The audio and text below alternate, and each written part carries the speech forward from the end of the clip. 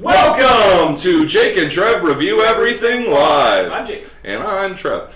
And here we are, it's week 35. What? Another psychologically appealing number. That is divisible by 5. That's correct. And that means it's superior to other numbers in other weeks. We got some good news for you tonight, some interesting turns in the world of entertainment. First off, let me say that last week I was so excited, you guys. I was so excited to talk about our new reviewer that I kind of blew the secret. I kind of blew the secret. Let the cat right out of the bag. And and I want to apologize to everyone for ruining that surprise. But now's the time. Mm-hmm. The time is now. Mm-hmm. The absent commentator has joined us on peanutbutterdisaster.com. He's got a brand new video. It's his third season. Third season, which is awesome. He's got his other 2 seasons up on peanutbutterdisaster.com. Go check those out. They're real good. His season opener, definitely check that out. He is doing a takedown, full retrospective of Saved by the Bell. Saved by the Bell, the classic, classic NBC series. Mm-hmm. Lots of nostalgia about that show. Everyone loves the Zach Morris timeout. Oh yeah, absolutely. Say hi to my dad too. Also, yes. Yes. Also, wait, everybody say hi to Trevor's mom, which they already have, and say hi to my dad. Yes. For those of you new viewers to the show, and I know you're out there, in addition to having Jake and Trev, you also get Jake's dad and Trev's mom, and they're with us this week as always. So say hi to them. So say hi to them. Be cool. Be cool. A bro. Be cool. Be a bro. Be cool. Be a bro. But seriously, so absent commentators joined us. Great new series, or great new video from a long-standing series. We have this whole backlog up on peanutbutterdisaster.com.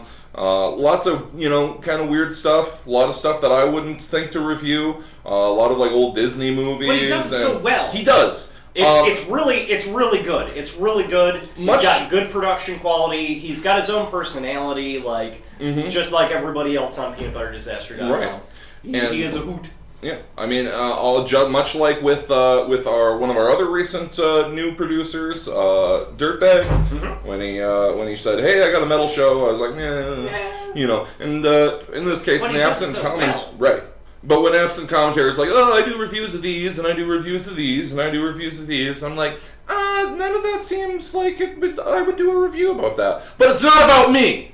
It's about you guys. Yeah. So check it out. And they're good. And they're really good. Extra good. Mm-hmm. We wouldn't just say that. So yeah, go check that out. I mean, it's on our website. Yeah. So obviously we like them a lot. So check that out. Yeah. Also in the chat with us tonight is Peter from Hipster Ninja Reviews. Yeah, you know him as Kira. Kira Kennedy. Yeah. He is with us. Say hi to the guests, Peter, when you get a chance. When you see this. Oh yeah. He's got a new video coming out here pretty soon. So here's the thing. I mean, we could sit here every Wednesday and tell you to go to the website and remind you, but you really ought to go there yourself every day. We got new content almost every day. We try to keep it. We try to get something up there. So regular updates. So keep checking that out. Comment. Like it on Facebook. We have little like buttons below the videos. If you like the video, share them with people. I mean, pass them around. We need all the help we can get in spreading the word. Don't keep it to yourself. This isn't a secret that we're trying to keep from everyone. This is, we want people to know about it. So. And speaking of other secrets and other recent episodes that have been released on peanutbutterdisaster.com, Jake and I just released our Lego movie review here at the end of last week. On Friday it was released. Awesome review, and again, I may be biased, but it's a really great review, and you guys should check it out. Oh yeah, absolutely. No, it's it's good. It's really good. It's good. Go!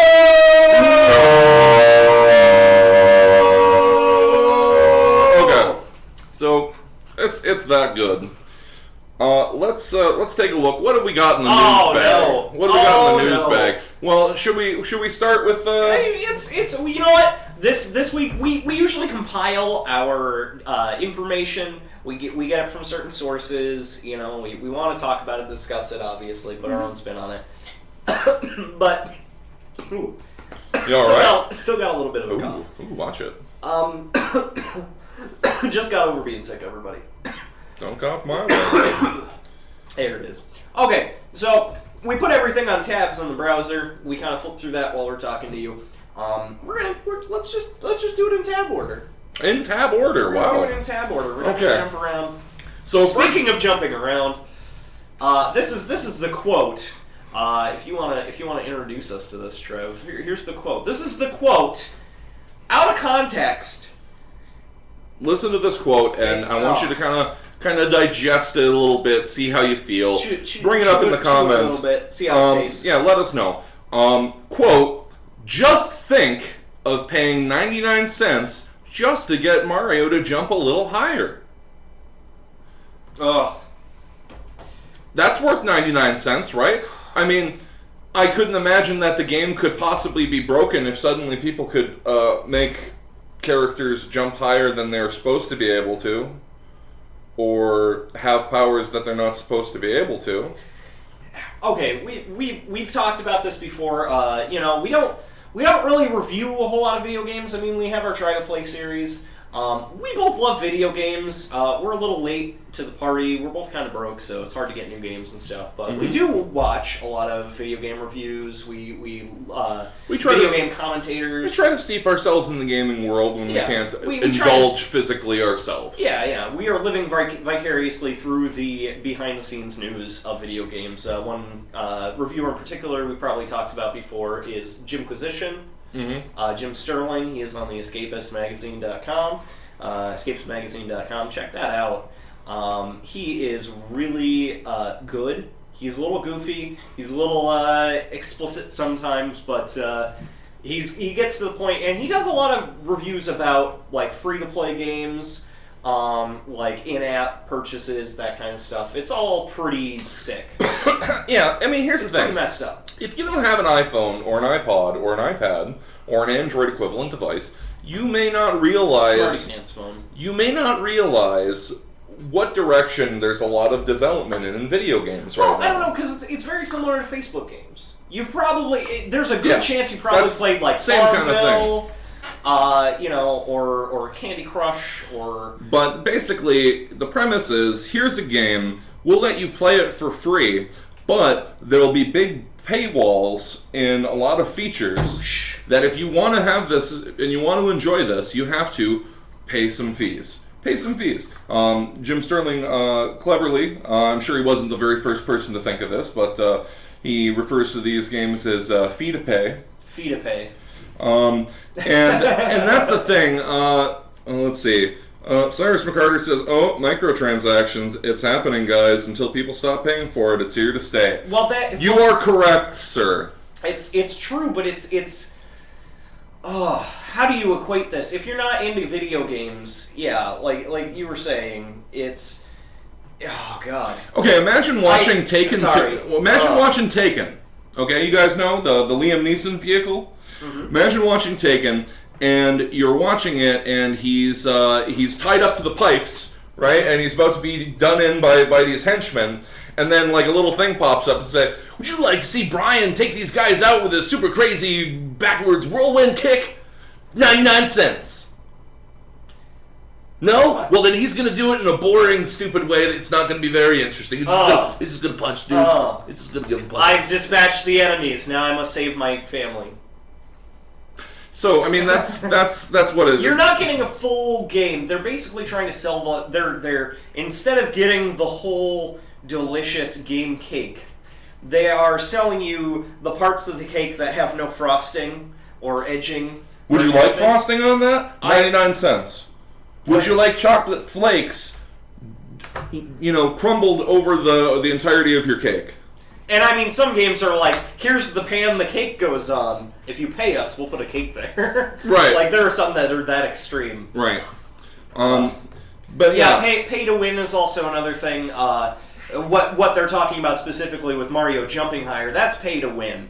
When a game is difficult because you don't have the right tools to play it, that would be like, you need Mario's Fire Flower to get through the level, but you can't get it unless you have so many Mario bucks but you need to buy the Mario Bucks. With actual money. With actual money. And then they also will let you collect coins, but those coins will be a shitty secondary currency that doesn't really buy the things that you want to buy. This is most present, most recently, Trevor and I, and also the Rhinus, I'm just going to out him right here, have played the Pawn Stars game on Facebook. Yeah. It's relatively entertaining. It's not like the best, it's a time waster. It's not really like super, oh my god, it's fun. It's not really, it's, clicking on stuff. It's somewhat interesting because you get some neat items in there. And if you've seen the show, it ties into the show too. So, that's neat. But then there are things that you can buy for the shop to make it look fancier. You can get like people and desks and shelves to put all your shit on. And there's a disparity between the things you can buy with in-game currency, the money that you get from selling shit in your pawn store. Right.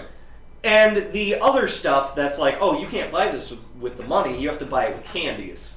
Yeah, you can buy these candies. And by the way, they always have like special deals on where you get many. Oh, you can get get a bunch of candies for just $10. You can get 1,000 candies for $100. This is literally a button that is in this Facebook game.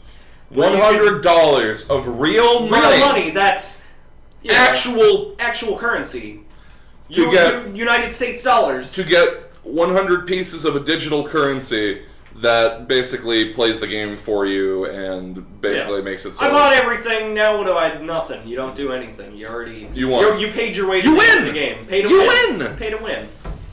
So, So in any case, so there is a investor with Nintendo. And he's our, we already spoiled it, but he's our monster of the week. Seth Fisher. Seth Fisher. He is a manager of Oasis Management, a hedge fund that owns shares in Nintendo. We're getting this off of a Kotaku article, by the way. Mm-hmm. And apparently, he's really eager for Nintendo to get into the mobile gaming business, the mobile platforms. They don't want to.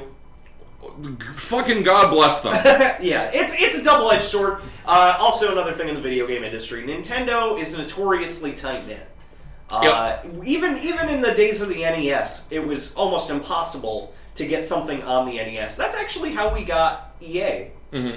Is EA had to reverse engineer the carts, the games for NES because they had a copyright dongle. They had a dongle on the inside of the NES that would basically send a charge to the cartridge to be like, are you a Nintendo cartridge? And then it would send back and be like, yup. So they had to reverse engineer that so that they could get past this security so that they could make third-party games. If you've ever seen the Nintendo cartridges, they're black, and then they have kind of a slope on the front, and then the label of the game is upside down. Mm-hmm. They were trying to make it look different. That's where EA started making games. They were originally a different company. I don't remember. Tengen, or Tengen, however you want to pronounce that. Who gives a shit? But yeah, that's so that's how they got started because Nintendo wouldn't play with other kids, and even now Nintendo is still having a really hard time getting people to develop for the Wii U because it's got all those crazy. Oh, I got a gamepad and it's on the TV.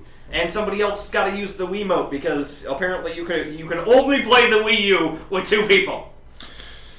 From the Kotaku article, it says Nintendo has said that they're not bringing Mario to smart devices, and they're not too keen on free-to-play either. But Sam Fisher, the monster of the week here at J&TRE Review Everything Live, apparently Did you say Sam Fisher? Did I?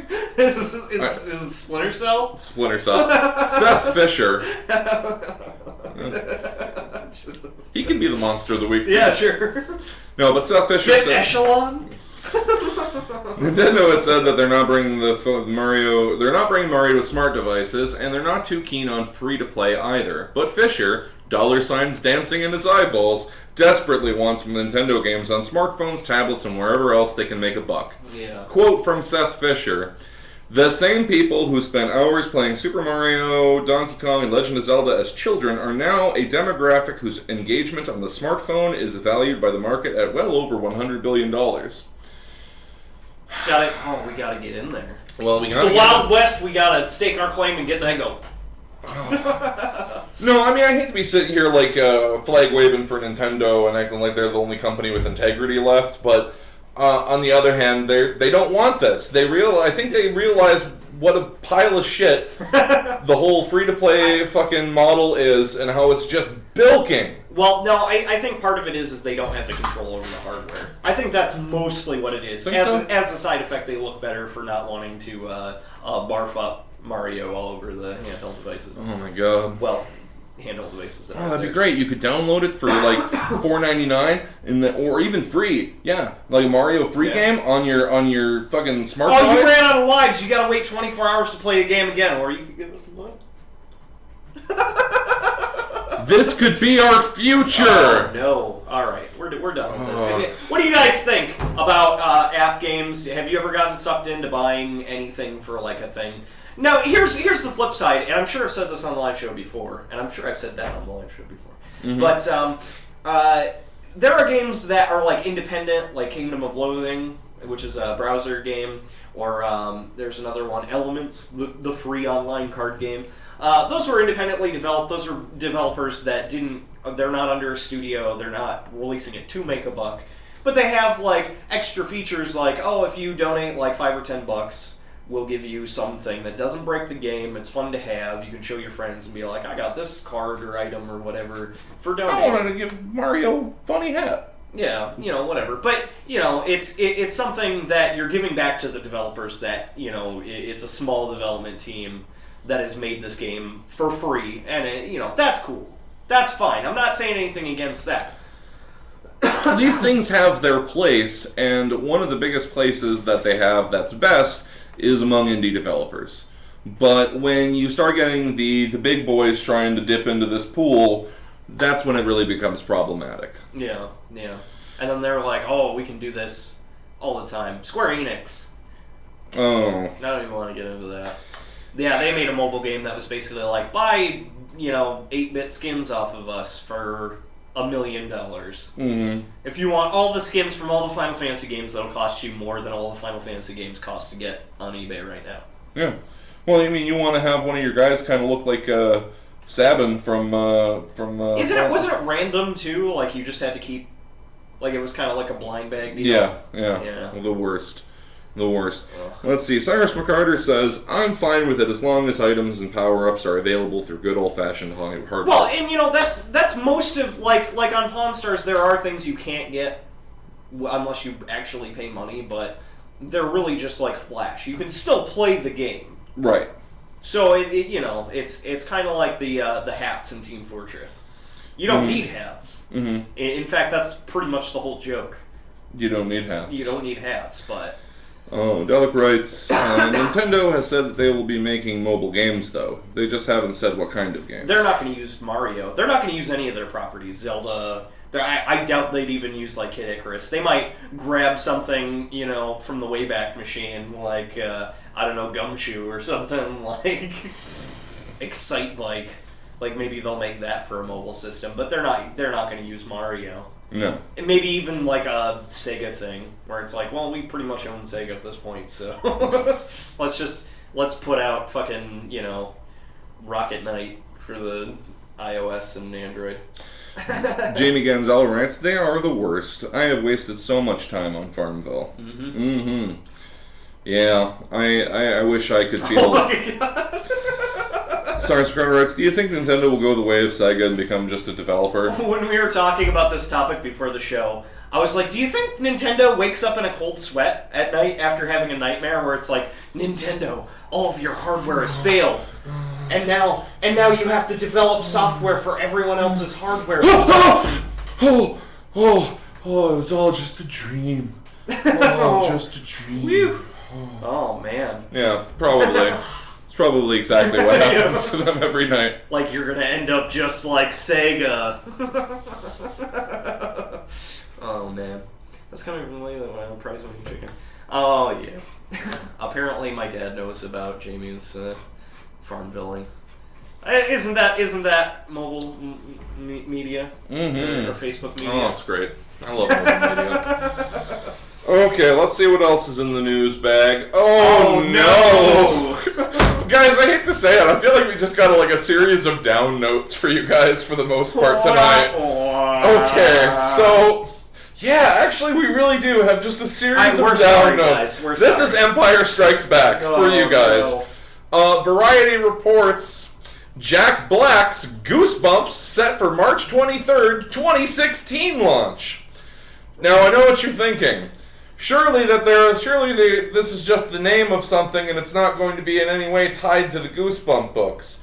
Or maybe you're thinking that it's going to be tied to the Goosebump books and they're going to pick a story or maybe like an anthology, like a creep show sort of thing, but for kids, where maybe Jack Black's like a creepy store, they don't do that anymore. A creepy shop owner, yeah, and then like some kids go in there and they're all kind of fooling around, but and pushing each other. Larry David, so he's not very creepy. Yeah, shut up, dude. I mean, I'm trying to pitch a story here. No, but no. According to Variety, this is the synopsis. Dylan, let's see. Okay, so there's one of the other lead's going to be played by Dylan Minette. Minot? Let's just call him Minnie. Dylan Minnie is the co-lead opposite Black. The story follows Minnie's character, who moves from New York to the small town of Greendale, Maryland, and discovers that the secretive neighbor is veteran young adult horror author R.L. Stine. Played by Jack Black. Jack Black. When all of the many demons of Stine's mind are set free by a demonic ventriloquist dummy, it's up to Minnie's character and Stine's niece Hannah to deal with all the evil.